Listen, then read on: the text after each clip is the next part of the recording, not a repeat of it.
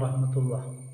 പരിശുദ്ധ ഖുർആനിൽ അല്ലാഹു തആല സൂറത്ത് യൂനുസ് 58-ാമത്തെ ആയത്തിൽ പറയുന്നു, നിങ്ങൾ റഹ്മത്ത് കൊണ്ട് സന്തോഷിക്കണം.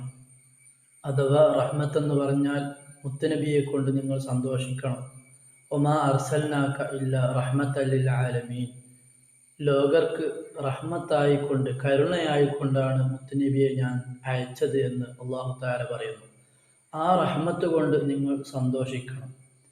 ഇങ്ങനെ അല്ലാഹു തആല മുത്തുനബിയുടെ ജന്മദിനം ആഘോഷിക്കാനും സന്തോഷിക്കാനും പറയുമ്പോൾ ഇവിടെയുള്ള പുത്തൻവാദികളായ ആളുകൾ പറയുന്നത്, അത് പാടില്ല, നബിദിനം ആഘോഷിക്കാൻ പാടില്ല, നബിദിനം എന്നൊരു പരിപാടിയെ പാടില്ല. അള്ളാഹ് അങ്ങനെയൊക്കെ പറഞ്ഞാലും മൗലവിമാരായ ഞങ്ങൾ പറയുന്നതാണ് ജനങ്ങൾ അനുസരിക്കേണ്ടത് എന്ന രീതിയിലാണ് അവരുടെ വർത്തമാനങ്ങൾ വരുന്നത്.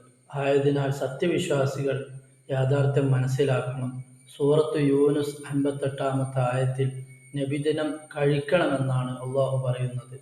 അള്ളാഹ് പറഞ്ഞാൽ എല്ലാം തീരുമാനമായി. അസ്സലാമു അലൈക്കും വറഹ്മത്തുള്ളാഹി.